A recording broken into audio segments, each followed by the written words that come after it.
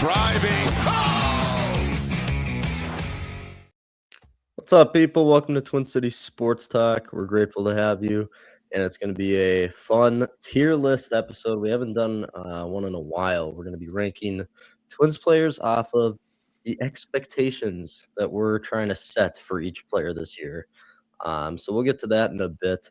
We also have some predictions to go over. No, we did not make predictions in yesterday's Wild game, which I'm lucky I didn't because I had the Wild in that game. A Coriolis Wild winning against the Stars was I think we each would have had them losing. So yeah. So that's why we purposely didn't record yesterday. Now we're back today. It's a good day. Wild coming off of a huge win, obviously. If there's any slight chance of them coming to get that second place, Colorado already clinched a playoff spot. Everyone kind of knows that. We made predictions on the Wolves game 2 days ago, and we'll be making Wolves predictions tonight. Here's the one against the Blazers. I am again struggling, and Trevor again is catching up. Gaining. So, not good. I said the Wolves would win. Of course they did. But Trevor, he said the Wolves would lose. So that's correct. But bigger news here, Trevor got another point because he said Rudy Gobert would have a double-double. Correct. I said the Wolves bench would have 40-plus points. I think they ended with like 31. I think Bones had like 17. I'll do quick math. I'm looking at it right now. 20. Allen 21 points for the bench. 21? Oh, so I was 10 off. That's what I probably meant to say. Yeah, Highland 17. But Anderson at this 4, time, Shannon 0. I didn't know Nas wasn't playing. So That's true. I'm going to blame it on that. Either way, bad night for me. Another good night from Trev. 10 points behind in the point category. Record. Sorry, what? Well, I was just going to note completely different positions, but with no Nas Reed playing either in that game, Conley not to get any minutes either. Just my point being open another spot because normally you roll. Well, and like a nine-man rotation. Yeah. Yeah. Anyways, yeah. Yeah, so not good there. This season of ours, prediction season, goes from week 1 of the NFL season to week 1 of the next NFL season. So we're honestly, like, if you're really counting, we're in March now. What is that, like 5.5, 6 months, something like that? I don't want to do either way. We're already halfway through our prediction season here. It'll get spicier, and the record that will be based off of like percentage. We're not gonna like do the wins. It'll be percentage. Because obviously I've made more wins than Trevor over the time here. So that's how we'll do that. Either way, we're gonna get our predictions out of the way for the game tonight real quick. Wolves, is it in Boston, right? It's in Boston. Wolves in Boston to play the Celtics. Celtics 47-23. Jason Tatum is back. He's been back for 2 weeks now, week and a half. Other than that, I don't really know if Boston's dealing with any other injuries. I mean, Jaylen Brown with the quad, but I think I'm pulling it up right now. Brown is listed as probable for tonight's game. So probably not. And then Vucevic, that's the other one. He had like a finger injury. Yeah, he hasn't played since. He played a minute 47 on March 6th. So if you don't count that, March 4th was his last like normal played full game. So yeah, I'm fully expecting he's probably already ruled out. Mm-hmm. Other than that, Derek White, Peyton Pritchard, one of my favorite players in the league to watch. Peyton really controls Boston's offense better than anyone. That dude is good on defense. He can pass the ball around. I love it. And I liked watching him in college, Pritchard. He was in March Madness. He made some runs with Oregon, too. Either way, Boston, this is our, obviously, last time playing them. It's another tough game for the Wolves. They're playing up and down a competition again without Ant again tonight. But I wouldn't say that's a horrible thing because Io, he's been playing the lights out, scoring from different ways. I wouldn't say it's a huge negative. I gotta delete these. These are predictions from last time. All right. You just want to shoot the prediction, Trev? What do you got? I'm gonna go backwards here. I'm gonna go with Luka Garza with 10 plus points. Okay. And see, here's the thing. I was gonna do a prediction. I was gonna do a Luka prediction. That's tough. That is tough. I won the coin flip. Sniped. I'm gonna go with Boston winning 118 to 108. Okay. Sounds good. And now that I'm thinking about it, I gotta look at if you got your score prediction right last time. I didn't look at that. No, No, it's within. Yeah. I didn't. I forgot what you said the score would be. All right, so Trevor's got us losing. Oh shoot. I don't want to go against it right now. I like the way the offense is rolling. Rudy had a great game against the Blazers. Ayo, like I said, he's scoring in a lot of different ways. He's playing good basketball. But I also have the Wolves losing tonight. I'm gonna go 123 to 115. I think they'll fight hard. I don't think it's gonna be like a game where they just get blown out, or it's just really not competition based, where it's kind of been like the Wolves playing up and down. This is a good team. Hopefully they'll play up to Boston's level. I don't know. I don't have a great what happened. But Wolves lose 123-115, and I'll just say to be blunt, I have no confidence in our team today. Okay, so Trevor, absolutely no confidence in the Wolves. Perfect. Dante will have. Can I do 2 or less threes? Because that's all he does is shoot the 3 ball. Yeah. So or 2 or less is what I want to do. Is that allowable? Yeah, sure. If people don't know why I'm asking, we try our predictions 50% chance or lower of happening. So obviously he's been slopping, but he has the been. role is sharpshooting. Yeah, he and took if he is 12 on, he threes last game. 6, He took 12 threes last game. Yeah, no, I'm cool with that. All right, under. So 2 or less threes, and you make 2 it. or less. But if he makes 10 tonight, my prediction wouldn't. I don't think the prediction would work then. All right, there's our predictions. Wolves are going to do it. Not really. We both have them losing. I don't know. Just no Ant. I guess I didn't even think. Yeah. And no Naz Reid. Or sorry, Naz Reid has the chance to play. But like I said, no Edwards. So yeah, they've been slumping. It's Boston. They got Tatum back. You got Jaylen Brown and the rest of that core. So if we win, I won't say I'm shocked, but whatever's like, I'll be very surprised. I'll say. So it's not like you can't win. It would be this would be the Wolves are the 12th seed right now. We're playing 5 seed Boston. It's probably not even that. It would be like 13-4. I was gonna say 13-4. You're playing in Boston. No Ant. Yeah. I don't expect us to really win. Mm-hmm. If we get blown out, I really wouldn't be shocked either. Just because, I mean, if we don't shoot well, it's kind of balanced scoring. So unless Randall goes ballistic tonight. True. Yeah. Which that inconsistency is there. So before we get any further, we're gonna get our ad read out. It's Athletes Edge Performance Consulting with Jen Prouty in Brookings, South Dakota, working with competitive and elite athletes across a variety of sports like hockey, wrestling, and football. She helps strengthen the mental side of performance by developing skills like confidence, focus, and emotional control. She works with athletes, teams, and coaches both locally and nationwide through virtual consulting, using the evidence-based approaches to complement physical and technical training while supporting long-term development for you athletes out there. There's her phone number, her socials, Instagram, and Facebook down below. AthletesEdgePC.com to get in contact with her. And when you do, tell them we sent you here at Twin City Sports Talk while you're at it. Another thing, quick, people, before we get to our Twins talkers today, Twins ticket giveaway.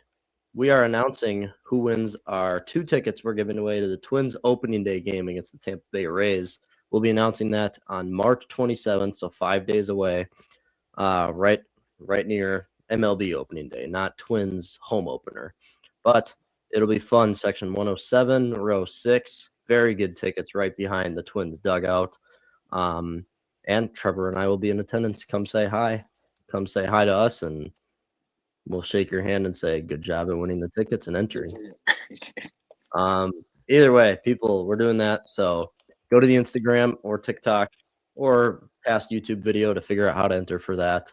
Got hundreds of submissions now. We'll be spinning a wheel on the 27th to decide who wins that. So there we go. Everyone go do that. All right. We are going to be ranking Twins players based on expectations this episode. It's going to be a fun one. We're going to be going through basically the whole episode, and here's where it cuts off. We're not really doing like the minor league guys. Like I do have Emmanuel Rodriguez on there, I think. Maybe not. But he's almost guaranteed to get time at some point. But like some guys, like a Marco Raya, will most likely get time. Maybe a Connor Prelip, but we don't have them on here. This is the 26-man roster, or most likely the 26-man. Yeah. Roster. So what we're going to be doing here are the categories. This is if this is like their peak. We're going off of their ceiling. This player's ceiling, okay? Like for Byron Buxton, he could win MVP for his ceiling. Byron Buxton, if he hit 40 home runs, stole 30 bases, and hit 290, 300, that's his ceiling, and that would probably be close to winning MVP. But either way, the categories here: all-star, an everyday producer, and then third is no complaints. We don't mind him. That's the guy. Yeah, he's just there. And then the fourth is fringe minor leaguer, where he's right on the bubble, getting sent down, barely staying up, And then the last category is DFA'd, or just released. We don't want anything to do with him. Or, I mean, this could be just another to category. To clarify with the DFA, are we saying they'll be DFA'd like at any point throughout the year, right? Not like just like opening day. Yeah, so throughout the year. Yeah, just throughout the whole season. Yeah, cool. And again, people, this is like players' ceiling. This is not how we think they're gonna perform. This is where they could be. Okay. All right. First one, we got a guy that only has his roster spot because of Andrew Chafin being released by the Twins and Liam Hendriks basically being released. Travis Adams. Okay, so Travis Adams, like I said, he's really only most likely going to be the opening day starter, unless Trevor said last episode, unless they picked up a waiver wire or signed someone very late. Just to clarify, not opening day starter, opening day or bullpen roster. Arm. Yeah, roster, yeah. Not starter. No. That'd be bad. That would be horrible. Yeah, Travis Adams. Where do we think? I mean, he hasn't had a full year in the majors. I might be too harsh. I honestly want to put him at DFA because I don't like him whatsoever. Mm-hmm. But I think he's got minor league options. He should. He does at least have one remaining at minimum, if not two. He's only been half a season, so. Yeah, so I believe if I remember correctly, unless it's changed, you get 3. So yeah, he's probably at 2, if we're not wrong. I think you can go minor leaguer. I was gonna do fringe minor leaguer just because this is how the roster is this year. He'll be jumping up and down based on performance and everything. My only thing though is the reason I was kind of maybe leaning towards the DFA is because like as we've discussed prior, the AL Central is a crapshoot. I think Detroit's gonna be your favorite. Yeah. And then between Royals, Twins, and Cleveland. Hard to know how the three of us will do in Chicago. Should be bad for at least another year. My point being, if we're adding to the team, I think Adams is one of the first guys that gets removed off the 40-man, so he'll be DFA'd, and then we'll see what Very happens. true. But I Yeah, think in this case, we that. can go minor leaguer. No. I actually like DFA'd. The only reason why I wanted to put a minor leaguer too is just because that's how the roster is. Plus, he has added a few miles per hour more to his like More velocity. fastball, more velocity. But DFA, that's a great point. Where if they were to add someone, he's the guy to be put down. So we're gonna put him at DFA. All right, next one's an interesting one. This could really go many different ways. Anthony Banda, pretty much, probably, most likely your best reliever in terms of stats, in terms of ERA, in terms of stuff. Can reach 98 on his fastball. Nasty sweeper. Good splitter. Lefty arm. Twins have never really had a surplus of reliable lefty arms. So, yeah, this one's an interesting one for sure. Automatically, I think we might have to go everyday producer because, again, this bullpen really has no one that sticks out, and he's going to be one of your top guys no matter I what. think the last 2 years, 24-25, 3.08 ERA, 3.18, and 49 and 65 innings. And he's, I would say 32 might be like the end of your prime. Because I don't remember him ever having any major injuries, as in Tommy John or anything similar or close to it. I think you said everyday producer, right? Yeah. Is that what you said? I would put all-star, but everyday producer seems like a good spot for him. I think he's got the edge over Funderburk. So if you're facing like Bryce Harper, any like top hitting left-handed batters, I've got obviously you would think Banda is going to be over Funderburk, and then there's Rogers too. So Funderburk's going to be third out of those three. But yeah, I think he'll pitch quite a bit. Right before we get to our next guy, I did want to go. You mentioned the Tigers being they're obviously the number one pick for really all reasons and everything, but their starting rotation is so good now. I mean, Tarek, and then they signed Framber Valdez, which he's obviously still really great. Every year of Framber's career, he's been okay. I did not know he's been this consistent this long. Just listen to this. I'm going to go from 2018 up, just do the ERA by the year. 2.19, and then 2019 was 5.86. But after that, 3.5, 3.1, 2.8, 3.4, 2.9, 3.6. They got us there, except he beams their scary 1-2 lefty. Yeah, but then I mean Jack Flaherty's he's been in the league a long time. He's a veteran. He's aging a little bit, but he's always consistent. So that's a great third guy to have. But then Justin Verlander signs there again. He's now a Tiger, and he's I mean he got crapped on for his year with San Fran last year. Like it was for all intents and purposes a bad year for him, but like he got hit around, but his ERA was still 3.8, and he's a Hall of Famer. It's always good to have one of those. But then Casey Mize, coming off of the most innings pitched he has in his entire career, had a 3.8 ERA as their fifth, and he shoved against the Twins a lot last year. And I'm sure they've got some solid depth too, considering they were in a long rebuild, and they've probably got quite a few Zebby Matthews, David Festa types. Yeah. So that's the Tigers are many, many steps above everyone else in the division. But all right, next guy is Josh Bell. Josh Bell, another veteran. He'll hit maybe 18, 20 homers this year, average of 220, 230.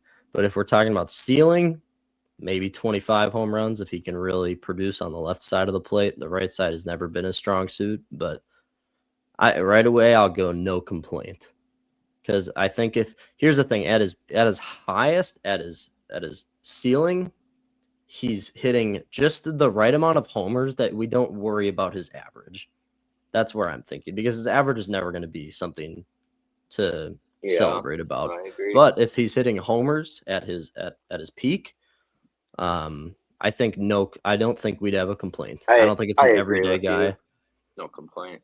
Yeah, I don't think it's an everyday guy, but all right. So Brooks Lee, this is really tough because Brooks has not played up to his potential at all. But this is the first year he's going into this year solidified number one shortstop instead of Carlos Correa. He is your guy at short. It's his job to lose. That's really what it is. Because here's the thing, you got guys coming up. You just drafted another guy in the first round, Merrick Houston at shortstop. Kalen Culpepper just won a Gold Glove for the minor leagues at shortstop, and he's one of your prospect pool's best hitters. Kalen Culpepper is, so he has guys beneath him that are working their way up. This is his year to prove it, and I am more confident in Brooks going into this year. Now, to say everyday producer, I don't I'm not know. there yet. I don't know. I got no complaint. I mean, Yeah. rookie year 221, last year 236. Yeah. Homers did go up from 3 to 16. I was going to say he did have a little more power last year, but here's the thing. He needs the average. That's just the player he is. He needs to be hitting for average because he's not – I don't think he's consistently Yeah, and he strikes out about every 3 strikeouts for 1 walk. Yeah. Yeah, we'll go no complaint. But, hey, Brooks, prove us wrong because I'm confident going into the year with you. So, all right, next one. I think it's an undoubted all-star for Byron Buxton. That's at his ceiling. I agree. Yeah. We don't even need to talk about that. Go Buck. Truck. Buck truck, baby. Next one, Victor Caratini. Signed him for $7 million this year. Right away, no complaint sticks out. I think last year he actually hit like 250. Not a ton of pop on him, but good defense. Yeah, 259. And he can play first base. So Josh Bell, like I said, he's not very strong on the right side of the plate. Plus, Victor is also a switch hitter. And at his peak, like, does he usually hit 250? Do you know? Like, I haven't really looked into his. So last year, kind of then the last couple years. So 259, 24, 269, 23, 259 for the last. That I love. Wow. Yeah. But then it fell off. So the last 3 years he's been much improved. But if you go when he was a little bit younger, because then you're at 199, 227, 241. But no, I think three full seasons, 23, 24, 25 of hitting 259 or 269. And last year, 114 games. So, right, yeah. 350 at bats.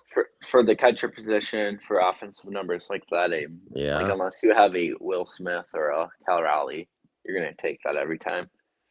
This may shock you, but I honestly like the fact that you can switch him over to first very easily, and he's a really good defensively catching, and here's the thing, he has a better batting average than Ryan Jeffers or Josh Bell will most likely give you this year. I wouldn't be upset putting him in everyday producer because I think based on the average, unless he has a down year or something, but we're basing this off of their ceiling. Yeah. I think you could go everyday producer just because of the flexibility there. Are you good with that? Sure. I think it's a very sneaky good signing by the Twins. I mean, they need that second catcher. We didn't want Christian Vasquez. Much improved, yeah. Yeah. We go from Jeffers and Vasquez to Jeffers and now Caratini, yeah. Much improved. Which, if we go back to that signing, very unexpected because we traded for Alex Jackson earlier in the offseason. So we thought we'd be going into the year with Jackson, which now he's not going to make the opening day roster. You're not going to carry 3 catchers, but this is way better, way more improved. Next guy, another utility guy, Cody Clemens, who will also see some first base this year for the Twins. He can play the outfield, can play everywhere. So yeah, I was gonna say no complaint. He's a good depth piece. He's a slightly worse Willie Castro, I'd say. Yes. Yep. A little bit more power than Willie though, which I appreciate. He can hit some homers whenever he needs to. He had that like insanity run when he got called up that second time last year. All right, here's our main catcher, Ryan Jeffers. Ryan, now going into this season, this is what I'm worried about, is that if I go back to, well, let me find his player report here. Ryan Jeffers, his average, so 2024, he hit 226, but he hit 21 home runs. Last year, he hit 266, but only hit 9 homers in 406 at-bats. In 2023, hit 276, but only 14 homers. That was obviously his best year, hitting for a little bit more power, but also good average. The thing I'm worried about Jeffers is this year he's wanting to combine the both, And I get it sounds easy to do, but as a major leaguer, that's one of the hardest things you can do is combine. Just like you can't really say to yourself, I'm just going to combine the power with the contact. You need to show it a little bit. I need to have a year where you hit 260 plus 15, 17 home runs because he's very capable of doing it. And he's not very great on the defensive side. He's playable. But he's not anywhere near the top of the league in defensive rating. I don't know. I'd say no complaint. I'm never going to complain about him. I'll tell you that. But That's true. And if you kind of go off the numbers, right? Every other year, it's kind of been showing. For average sake, 266 last year. The 2024 is only 226. 23, 276. 2022, 228. So even your number 208 yeah. Yeah. So if even numbers, so lower 200 average. So we're screwed this year with Jeff. Yeah, we're screwed. Victor, we might as well trade him right now. Yeah. I don't know. It's very hard to combine the both. No complaint. Yeah, we're gonna have a lot of no complaints because that's just how sports go. You're not complaining about a ton of guys, but that's the spot he deserves. Next one, Cody Funderburk. Another very interesting one because he was a throwaway. He would be in the DFA column if he didn't have the rock star end of the year that he had last year. Yeah. And I personally, like you said, obviously we have Bonda and Taylor Rogers are going to be over him no matter what, but he's another guy last year in the last 2 months. His ERA was like 1.2 in the last 2 months. A total for the year being like 1.9. He was fantastic. He was shoving, unhittable. His slider, unhittable against lefties, obviously. But his splitter / changeup, whatever you want to categorize it as, against righties was also unhittable. And he placed his cutter so well in the zone. That's the main thing. He had issues with walks a lot in his career so far. The second half of the season last year, he limited the base runners by what? Throwing strikes. And that's the biggest thing you can do as a pitcher. So this is a weird one. Where do you think right away? Like, I think with Funderburk, no complaint. No complaint. Yeah. I don't think I think I got to see it again to put everyday initially, I was gonna say fringe minor league guy. Then I count. I only count 5 guys that are kind of locked into our bullpen, given healthy. Yeah. Or when healthy. Bonda, Rogers, Funderburk as your 3 lefties. And then Topa and Sands. Yeah. As your only 2 like full-time righties for the full year. And then your question marks or fringe guys would probably be Orsi, Adams. And then it's a lot more of the 40-man players that will be in AAA. Zach Kent and exactly. So Funderburk is in my top 5, and so I think he's going to be a no complaint where he's in our bullpen. So unless he just really like falls off and struggles like the first half of the year, but a lot of that was just he rarely could get into games, and when he did, he was pitching in bad games. That's my little bit of a worry there is like he now, like you said, he's probably 5th on that in that top 5. He's probably 5th down the pecking order right there. So my thing is last year at the end of the year, he was like your number 1 guy in the bullpen, except Cole Sands, maybe at the end of the season there. Like he was the guy you trusted. He had his spot secured. His spot is mostly secured this year, but if he begins to struggle a little bit, there is a chance he could fall down and go back to AAA or DFA or whatever they want to do with him. But that's my one worry is him pitching with his solidified spot was way better. It just looked better. He looked more confident with the pitches he was throwing. So it's the one thing that worries me, but we'll deal with that when the time comes.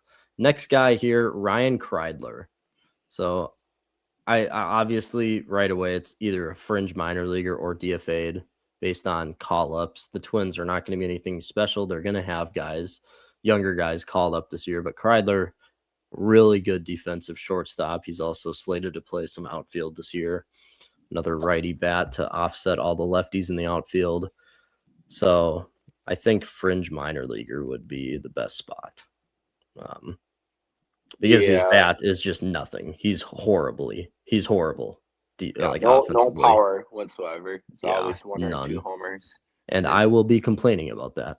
So there's my complaint. Go minor leaguer. I mean, Yeah, minor leaguer for sure. All right. Fun If one. anything, he could even fall under the DFA, actually. I He's was one of the thinking few. about it. Yeah, I was definitely thinking about it, but I just say fringe because he does offset a bunch of the lefty outfielders that you have. That's what true. like Harrison Bader did last year. But either way, next one is Luke Keyshaw. Now, if we're talking about ceiling, I know you are not as high on Luke this year as you're kind of projecting a little bit of a sophomore slump. But then again, he is slated to still be a rookie. He only appeared in Yeah, by MLB like service time, he'll be considered a rookie. But just like if you go off this is 50 year 2 games of he was MLB, in or whatever. Yeah. Yeah. Now, But, I mean, here's the thing. He's quite talented. But I just think people might be too high because at least I think Bruce and I may have drank a little bit too much Kool-Aid of Eddie Julian rookie year, and then it came back to reality. Well, I mean, that was weird. But Because Keyshaw's better than projected on what Julian ever was going to be projected before they each made it to the MLB. Obviously, during the time of Eddie Julian's run in 23 was super special. You're like, man, we got something cooking here. But if you actually looked in depth, Eddie Julian, yeah, he hit a bunch of home runs in 23, but he also struck out a ton. Yeah. Like there was signs. Luke Keyshaw does not strike out. He hits for contact, and he has a little pop. He's shown that this spring. He's not going to hit 20 home runs in a season, most likely. Maybe, but he's not going to from what we're projecting here. I want to put him all-star, but that's maybe a little bit too early just because I'm just so high on the bat. But the only thing that brings me down for sure is his defense is not up to speed yet. So I think everyday producer is a good spot. I agree. Yeah, there we go, Luke. All right, next one, left field battle. Austin Martin in the mix here. He's battling a concussion right now. And it stinks to say because I think this was his spot to lose, but I think Alan Rodin's kind of stepped into this role now. And I think he might be the starting left fielder come opening day here. Austin Martin, though, now I think fringe minor leaguer just because he's now kind of stepped down the pecking order. He's obviously below Larnach. I think he might be below Rodin, probably below James Outman too. I think I've been really excited to watch Martin. Good contact bat in his games last year. He hit 282, I think. I think that was the number, but you'd be right. It stinks to say it, but I think fringe minor leaguer is a good spot for him because I'd love to see him pan out a little bit more. Too, there's just so many current guys that. Yeah. No, I agree. Minor leaguer is fine. Okay. Ryan Jeffers is already on there. What the heck? We got a duplicate. Ryan Jeffers. This Ryan Jeffers will be an all-star. No, I'm kidding.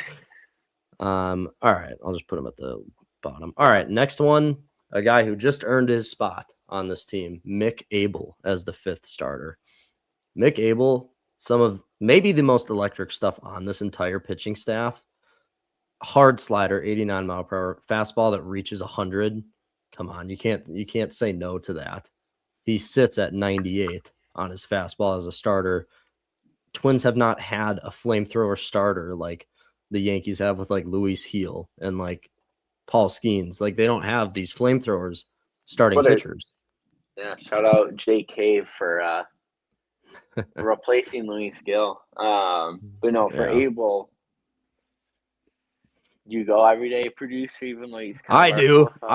I'm super high on the kid. I am all in on Mick Abel. I love his stuff. Because I'm thinking he could easily climb all the way up to being our number 2 behind Ryan. Because it's not like Ober. I am worried about Ober. Ober is just kind of a guy. Like you can rely on him, but he's not anything scary. Like no one really fears Ober. Like the opposing team's offense is like, Mick shoot, we gotta go up against Bailey Ober. Darn. No, let's go everyday producer. I love it. I'm all in on Mick Abel though. I mean, I love it sucked losing Duran, but that trade is right now really good. I didn't even realize Ober was next, but kind of like I was saying, I'd go no complaint with Ober. You kind of know what you're gonna get. Yep. Yeah, I think that one's probably the most obvious one. It's just He's He'll a get solid number yeah. 2, 3, or maybe not a solid 2, but he's a solid 3. Yeah. Yeah, he's probably not I will 2 say worthy. I'm worried about Ober because the tall factor within his body is causing him to first lose velocity because his fastball in spring here, his fastball is still only sitting right now at like 89. You Yeah. are not gonna. His changeup is arguably one of the best changeups in the league, but his slider does not have the same spin rate that it did like 2 years ago. It just hasn't been reliable for him. It gets hit around. If he can't get his fastball up to at least like a 91 or 92 standpoint here, which I get it, a Maybe couple mile run per those hour on the make. lower end. No, I know too, that's but yeah. way below average. An MLB average fastball is 95 miles per hour. So I'm worried. I'm worried about him because I don't know if this year is going to be great to him. I think he'll get hit around a lot. If I had to project it, if I had to guess, we're going to be having a video out in the next few days before opening day. People, our main predictions, like a prediction for a breakout star, we'll quantify what that means and stuff. But we're going to be doing division rankings and just seeing. We're going to predict who's going to win each division. Predict the AL Central here, kind of everything, just a whole MLB debrief before the season starts. But to continue this, next one is Orlando Arcia, another depth guy they signed this offseason. He's still on the team? I didn't cut him? Yeah. No, not yet, at least. Not yet. Yeah. I'd say fringe minor leaguer. Yeah. The thing with Orlando, though, he was really good for like a 3-year stretch, made an all-star game like a couple of years ago, but the last 2 years have been really bad. There he is. Yeah, I'm just taking a quick look at his like prior years. Yeah, I'm very unfamiliar. Like I know who he is, but I've not really followed him outside of or prior. Yeah, years, if you go like so 203, 194, yeah, minor leaguer at best. Can't put him in DFA because he's not even on the 40-man, so you don't need to DFA him. I really do think Orlando will just be released. Yeah. Oh, yeah. Actually, well, I don't know. Maybe not. He might just kind of accept a AAA role because maybe for his he is MLB older numbers, yeah, it's 203 last year. I guess. Or wait, hold on. Okay, he played 14 games with Atlanta. I'm gonna go with the larger sample size. 62 games in Colorado. He had 203, 25 was 202, 24, 218. 23 was his last like productive year at 264. But yeah, he's been in the league for a while. He's not young anymore. Yeah, 31. He might just minor leaguer is really the only spot for him. It's not like he's anything less or more. Yeah. Currently. All right. Next one is Eric Orz or Orzy. I think it's Orzy. Yeah. This is our first like acquisition. We traded for him with the Rays this offseason. First move this offseason. So obviously a guy that they spotted they wanted.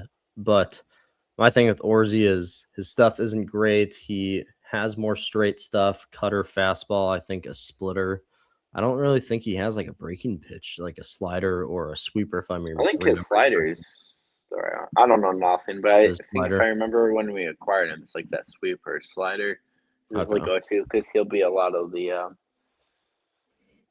We had a reliever like 3 years ago that was strictly was it Oliver Drake? Is that who I'm thinking of? That was like a slider only pitcher for the most part. For the Twins, I do not remember. No. But anyways. For Orzy, I think he's just no complaint. He's your bottom 2 depth guy. Because I'd kind of say fringe minor league. I think I would argue. I have him 6. I think he makes it, but just like you were saying before, you have your top 5 guys, and then Orzy is definitely your 6th. I have Orzy, because I have Orzy better than Adams, and I have Orzy over any other 40-man guy, unless I'm blanking on someone. No. I agree with that. It's just how old is Orzy, first of all? He's only been in the MLB for 2 years now. I guess he is a little younger. He would be like 28. I think he's 28 right now. Okay, well, he hasn't had much time to prove. He's got options. Not at send him all. down without waivers. So if I'm correct on that. All right, hold on. No, we can put him no complaint. His year. He might actually have an option. Actually, I think he does have an option. I was looking at the wrong thing. He should have at least an option because he only had 2 games in 24 with the Mets, and then Tampa was his only full year. Which he pitched well. So I didn't think he pitched that well. If the Twins were depleted for a bullpen, he would probably fall more under minor league fringe up and down guy. But he is only 27, 28. I don't know the exact age, but 28. Yeah, okay. So I didn't realize he had that good of a year last year, 3.02 ERA. Maybe there's some underlying stuff that I can't see right now, but we're gonna put him no complaint. All right, next one is James Outman, guy we just mentioned in our Austin Martin talk. Kind of another lefty for the outfield. It's questionable. I mean, he had his really good year with the Dodgers, hit 255, 24 home runs or something. So he has the talent to do it. But other than that, his years with LA weren't great. He didn't show anything for the Twins last year. He's not obviously one of your starting left fielders. Well, I mean, outfielders in general. He's more of a bench role. I don't know where to put Outman. What do you think? I'd put him in minor league just because. Yeah. So you've got your core outfielders, Buxton. Rodon will probably be making it with how well he's played in spring. Wallner, Larnach, so that's 4. Martin 5. I have Martin over him. And then, unless I'm forgetting someone, is he 6 out of the outfielders? No, it's either him or Martin will be 5th and 6th, interchangeable there. And I have Martin better than him at 5. So I'd go fringe guy. And if anything, he could be a DFA candidate too. Yeah, you could be onto something. Just with roster additions. Roster additions, whether trade or just guys that you're going to call up to. Yeah. Or if a player goes on the 60-man roster. Because for anyone that goes on the 60-man, that opens up a roster spot. But then if the guy's on a season-ending injury and eventually does return later in that year, then obviously you'd have to remove someone come that point unless another roster move's made. So but I just think with Outman, I mean, I don't really realistically see him play for the Twins unless one of 2 things happens. There's another fire sale, which oh my gosh, if there is, I don't even want to know how bad that will be after you just did one in July. So unless there's injuries or we're just big time salaries again, I just don't really see him finding the playing time. And to continue left field talk, Alan Rodon is next. So Rodon, like we've talked about a lot on the show, he's made his mark this spring, hitting 350, has a homer or 2. He's going to bring good defense. I'd say, and right now, I actually think he has a spot pretty solidified because the left field spot was so open. And now, especially with Martin having the concussion this spring, I think Rodon is your starting left fielder for defensive purposes. Larnach is your best left fielder based on everything, but Larnach just has nothing on the defensive side. So I think Rodon would be no complaint if he can continue his batting. I wouldn't have any complaints about him. Next one is lefty piece, Taylor Rogers. How many years has Rogers been in the league for? 11 now? It's been a while, but a good career. I would go no complaint. It's not really a knock on him. It's just no one in our bullpen. It's no Jax. It's no Duran. Are we in agreement that Sands are best? If we had to rank 1 through 5, do you go Sands, Rogers, Bonda, Topa, Funderburk? I don't know. I might go Bonda first, but nobody is scared of any of those 5. It's no Jax. It's no Duran. What we've had, and it's no prime Taylor Rogers with the Twins. So, exactly. Yeah, I just put Rogers at no complaint. Yeah. You just have a very average, mediocre team. Well, you kind of know what you're getting with Rogers, too. He has a 3-pitch mix, a sinker, 4-seam, and then sweeper, I think. But either way, you kind of know what you're going to get with him. Yeah. So, next one, if we're talking ceiling, Royce Lewis. This Now, is is a he fun playing or one. not playing this year? Is he going to play 80 games? All right, Royce Lewis. I think we 111 in spring training. We love to see that. Yeah, I don't really. he hasn't care had a about huge sample size There's no. either. You But can never ever know unless you're working for the Twins or you're a Twins player. A lot of times, too, these guys might just be working on a new swing, or if you're a pitcher, new pitch or new pitch mechanics. So I never, ever really care about any spring training stats unless you're like a 100%. fringe player, like a Rodin, where you're trying to play for a spot, which looks well, like it's different for them as they're not trying new things. They're like you said, they're trying to get a spot on the team. Yeah. Which Royce Lewis, he could easily be working on a new step when he's swinging. Yeah. I would go all-star because if we're talking ceiling, if Royce Lewis can get back to his 2023 form, it's 100% an all-star conversation there. 100%. First overall pick. He has the defense. He has great defense. I think it's easily bottom line everyday producer, but all-star because he's been 233, 237. I know, but if we're talking ceiling, like you put him back into his 2023 form, if he can stay healthy for a full year. Well, that's my thing. Between injuries in the last 2 years, but I don't ceiling, have being an all-star. Ceiling. I get what you're saying, but we're not doing ceiling, are we? Yes, that's the bottom line. That's what we made. Yes, that's exactly what we're doing. That's what we said at the start of the thing. I thought we were doing like more like middle of the pack. So not floor, not ceiling, but no, we were doing ceiling. That's what we made clear at the start of the thing. Oh, well, I've had this wrong the entire time. I thought we were doing like realistic expectations, not ceiling. Like we've talked about what a player's ceiling can be. I think we're going over expectations though. Like I get it. Realistic expectations are, and mine aren't all-star for him. It can happen for the reasons you said, but I'd go everyday producer. Yeah. I mean, he's hit 233, 237, and then like if you're not playing, like if he's hurt, I'm not repping on him this time. It's just if you're hurt and you're not playing, then can't become an all-star no matter.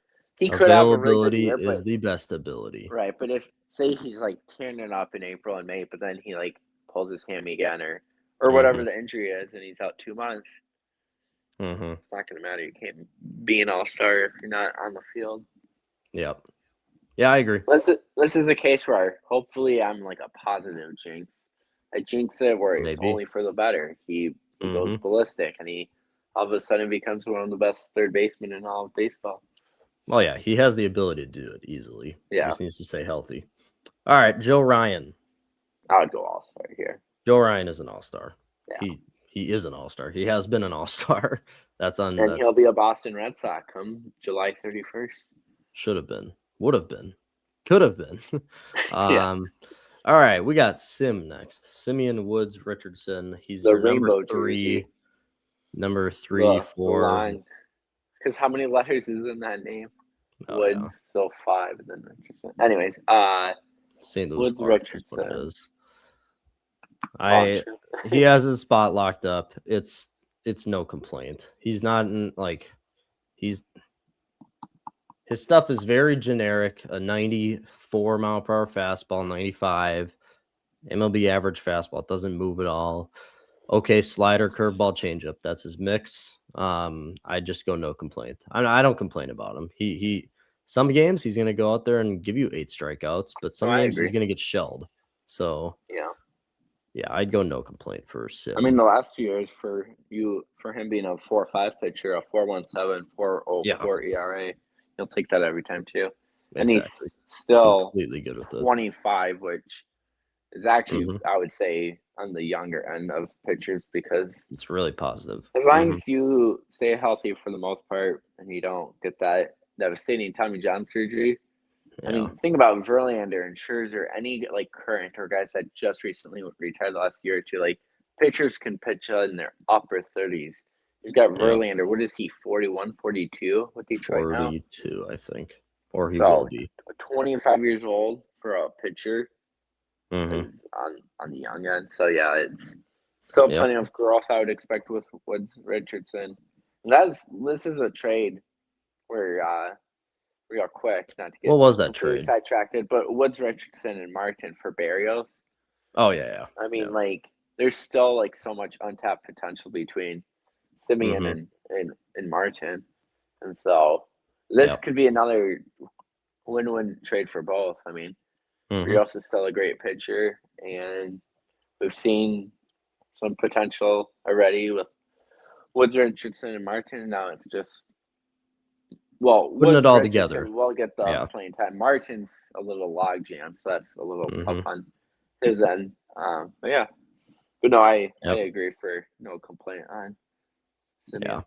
All right, next one is Taj Bradley, who, if people are watching the spring training game today, I have it on next to me. He's already given up 3 runs in the first Yeah, I've inning, but seen that. Yeah, I'm not watching, but I see the score. no, but Taj has been very good in spring. This is an outlier, this game today so far. I think he already has 2 walks and a couple of hits in the first, but Taj has been good in spring training. He's getting strikeouts. He's pitching further into games than he usually has with the Rays in the past 3 years. I'm actually pretty high on Taj. I think he can go out there and shove and because he's your 4th guy now. It's him and then McAble for the 5th. I'm high on him. Yeah, I I mean, could last year be was dead not good wrong, for but him, yeah, it definitely was but not. 24. Once again, it's that typical like Simeon Woods, Richardson, the 4.5, which he is at a 4.11 in 2024 Yeah. with the Rays, and like I said again, Simeon and Taj Bradley, they're each 25, so with still multiple years of team control too. So Yeah. you've got time to because the Dodgers exist, so it's not like even if the Mhm. Twins have a good year, say we have a good year, we make playoffs, maybe you win round 1, and a miracle, absolute miracle chance to make the World Series. Cool, you play the Dodgers. Yeah, real quick. I want to go through this one little exercise that I saw someone do, but I want to do it ourselves. All right, so the 2 trades from the trade deadline last year that I think are arguably the worst ones. I'm not arguably. I think they are obviously the worst ones. Griffin Jacks for Taj Bradley straight up. And then the Louis Varland trade. I know you got Kendry Rojas, but Louis Varland had team control for like 4 or 5 more years. Same with Griff too. Griff had like 3, I think. Couple. Yeah, 2 or 3. Either way, that's one of the highest leverage, best bullpen arms in the league. How confident would you be with this Twins team if this Twins team was the starting rotation with Pablo out now would be Joe Ryan, Bailey Ober, Sim, and then Zebby Matthews and Mick Abel if you didn't trade for Taj Brett? Because honestly, I like I said, I'm high on Taj. I like his stuff to some extent, but I hate that trade. I get you have the team control for 4 or 5 years, but Varland thing is tricky just because we have a complete lottery ticket with you literally just said his name. I'm blanking. The prospect. Kendry Rojas. Kendry Rojas. Yeah. But So Louis Varland, he he's a was lottery just ticket. coming into his own. Like Yeah. No, it's weird trading him. But Griffin Jacks, just a 1-for-1. If you feel like you could have probably got Taj plus a mid-tier prospect. I think they literally just did it to keep this trade the fire sale going. That's what it felt like. It's like, so my question is, does your confidence level go a ton higher or does it stay the same? It doesn't get worse with having Griffin, Louis on because those are your top 2 guys in the bullpen. The team would be slightly better, but I don't think it moves it a whole ton just because each of them were 1-inning relievers, but they were also some of the best relievers. So that's the thing. This division, like we've talked about, is so wide open after the Tigers, where you're going to win a few more games because of them. I care, but I don't care at the same time. I don't care because the Dodgers exist. And in a perfect world, if the Twins built and say we kept those 2 guys and we're buyers last deadline and we're buyers again this deadline, like I just still don't know if there's a team. Tell baseball gets a salary cap, which for the people that are against next year, I argue how getting a salary cap in baseball is worse for the league. I mean, there's a salary cap in the other 3 leagues. Yeah. And you rarely see teams repeat. The Dodgers are almost like, what would we put them at? 90% chance to win the World Series again this upcoming year? And if not, another year after that year, Florida Panthers came close if they didn't just collapse this year, but injuries hurt Florida Panthers, or else they could have had a chance. But the thing is, even if the Florida Panthers were playing up to their expectations coming into this NHL season, it's not like Florida's guaranteed like as much as the Dodgers are. So back to your point, and we'll finish the thing here. It doesn't move the needle a whole lot for me, but I do think maybe you're a 10-win better team. But that's significant though. I don't think 10 wins. No, it is, significant. but for playoffs, I don't think it changes at all because you're a playoff team. Yeah. Are you a realistic championship contender? No. With this lineup, there's no way. Roster, I don't see it. Yeah, there's no way. But for like these division games and getting second place in the division, having those two guys, that wins you a few division games and those big games against Cleveland and stuff. Yeah. I went ahead and put Taj at no complaint because we're not probably gonna have many complaints there. Next is Justin Topa, again top 5 reliever in this pen now. The thing with him too is he needs to stay healthy. He's struggled at that quite a bit. I think we just go ahead and put him at no complaint too. I don't think we're gonna have many complaints with Topa. Next one, Trevor Larnach. I do have complaints. He's unplayable on defense and he can't hit a breaking ball. But the only problem with this tier list is there's not really a spot. Like I could put a spot between fringe minor leaguer and no complaint for that, like for a new 4th one that says like don't trust but have to play him because he's really good against righty pitchers. It's just unplayable defense.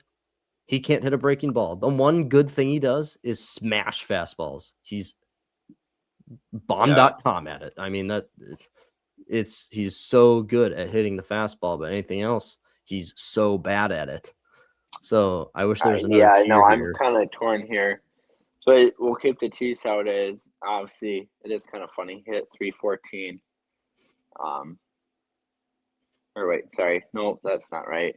Gosh, I don't know if you have this issue when I look at their stats. It filters it by spring training and why it can't be default to regular season.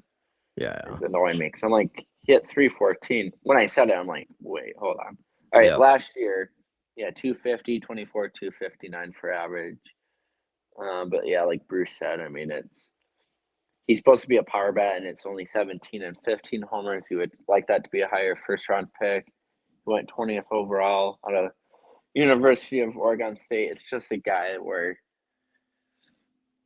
I don't know, he's like good enough to be on the team, but like I said, you don't trust him. That's what I mean. It's like you kind of have to play him. First round pick. I would do no complaint. It's not the perfect spot for him because there is a complaint. Yeah, exactly. There is a but we don't have another tier for it. We can't put him at a fringe minor leaguer. He's an everyday MLB guy. So there's we'll go no complaint, but we don't really necessarily agree with that. Now, next one's Eric Wegman. All right, Eric Wegman has. And then one last thing before Wegman. I've been telling Bruce off the air. It would not shock me if any day now, before start of the season, or like the day before opening or regular season starts, where if Larnach gets traded for like a decent mid-tier prospect, or you trade a bat for another reliever, kind of like another, like similar to that's not similar. I'm not even going to finish what I was trying to go there. If you basically flip Larnach for a pitcher or a mid-tier prospect, I would love it. I would do it in a heartbeat. Because then you get more balance. That should get more playing time for Martin, who's a righty, so that offsets the overload with lefty bats with Rodon, Wallner, Larnach. You could go a righty bat to replace Larnach. The defense gets much improved. The flexibility of where to play Martin, you get more speed. Well, even like beyond that, like there's so many guys in the minors coming up soon. You need to have a little leash for them. I know injuries will happen, but I mean, even Gabriel Gonzalez, he's a righty bat, which that's super important for this Twins organization. We can't just keep rolling with these lefties. So you need to make sure Gabriel Gonzalez, the Jorge Polanco trade acquisition, pans out, which he's a beast too. Walker Jenkins, there's all these guys. So either way, Larnach, no complaint, but that's not the right tier. Eric Wegman, worst defense in the MLB. Statistically, he has the worst defense. And honestly, right now, if he even makes the team, I just want to DFA. fill up this DFA'd spot. I think we just No, put I him do not there. like him at all. Yeah, I don't. Not much power. He hit like 250 last year, but the worst defense in the league. Either way, let's move on. Get this over with.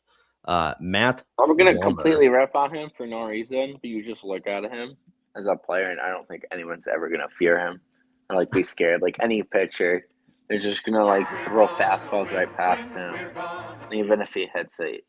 He did have 9 homers, so it's not as bad as we're making it sound last year with Miami, I believe it was. He But just I doesn't have would, a spot. I don't To know, be if completely Eric honest. Wegeman is on the team come August, post trade deadline, I will be utterly shocked. And disappointed. Just given, yeah, that too. Just given like some guys that of prospects that aren't either on the 40-man roster. Aaron Sabato has finally shown some potential as a first round pick. I mean, that's a whole nother topic Bruce and I should do for a podcast that we probably will do, of how stupid some first round picks have been. Now, the one name I'm about to name is from quite a while ago, but Nick Gordon went early first round. And if I remember correctly, he went right before Aaron Nola, or a pick or two before Aaron Nola. We're gonna have to. The Twins could have had Aaron Nola. Oh, we're gonna do the first that. round pick. Kalai Rosario, wasn't he a first round pick? Or I think no, so. not Rosario. Keon Cavaco, who I don't even know if he's with the Twins minor league system. No, he's not. You've got Aaron Sabato, first round pick. Larnach, who's not as bad as some other names, but Larnach doesn't look like first round worthy pick. There's been far too many. It's Kwesi secretly drafting for the Twins is how I'd say it. True. But yes, the back on topic, Eric Wegeman, you are Mr. DFA. Yeah. Matt Wallner now. Now, this is difficult here because Matt Wallner, I have complaints about him. The defense, he has a huge arm when he can get in front of the ball, but he's so slow, first of all. The fielding ability really honestly on the bad side, if I'm just being honest. And then the bat. What did he hit last year? 198, or was it in the 200s? I completely forget because it was so bad. Barely 202, and that was basically a full year too, right? Yeah, 22 homers, 202 average. Yeah, with 4 stolen bases. I don't remember that.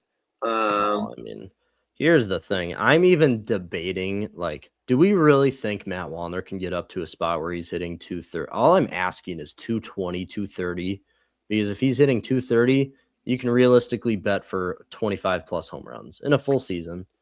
Yeah. But I am like right on the edge of putting fringe minor league. I don't know if he has many other options left. Probably not.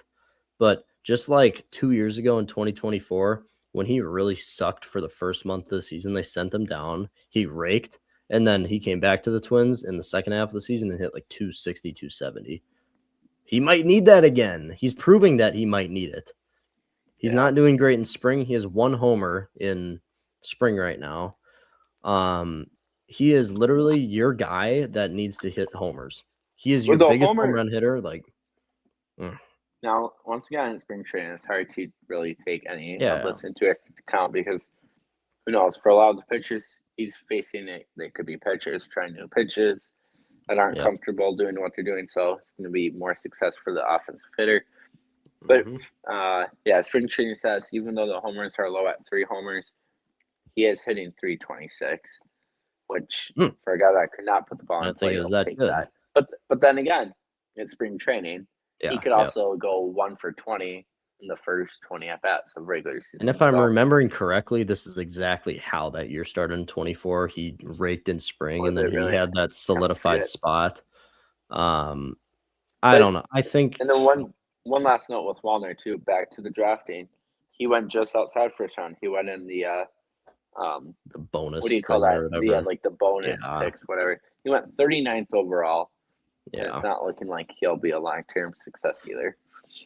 Now, it's the same thing with Larnach, in my opinion. I would put him in a category where don't trust him, but he's not like minor league worthy because, I mean, he kind of has the right field spot just kind of locked up now. He kind of does. There's not really another guy there, but I have complaints about him, just like Larnach. I have a lot of complaints about him. I don't know. Probably just have to put him in no complaint. Yeah. There is complaints. 2 outfielders we got here. All right, last one because there's a duplicate Ryan Jeffers there. Zebby Matthews. I included one guy that will have major league time. There will be spot starts. There will be injuries. I could even see Zebby still making 12, 15 starts this year for the Twins. Confidence level, I think we just put him right at the fringe minor leaguer. I think he'll just be jumping right up and down, and yeah, he's going to make a few starts for the Twins, and I really hope he can shove in AAA because I really want to see something out of him just as like a thing for the whole year here. Yeah, I cool with that. Show us something in AAA. I really hope so, but this is kind of funny how this turned out. Look at this. It went 2 for the All-Star, 5. Yeah. How many that is? 5 too. It's like a mirror. Oh, yeah. I didn't even notice that.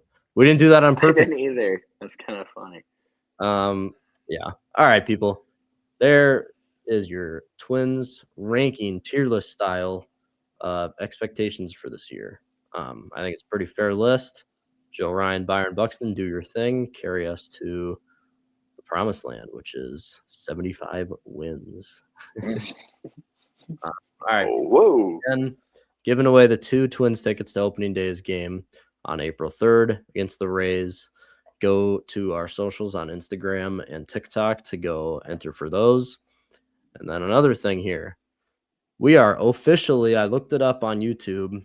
We are officially, based on the category of Minnesota sports content, the fastest growing podcast / sports channel covering Minnesota sports. So, and obviously, I mean, the way you guys are performing here with the subscriptions on YouTube, I could have guessed that would happen, but the statistics show now we're about to hit 4,000 subscribers. So people, I love thank you. all of you for subscribing and just keep the content up there.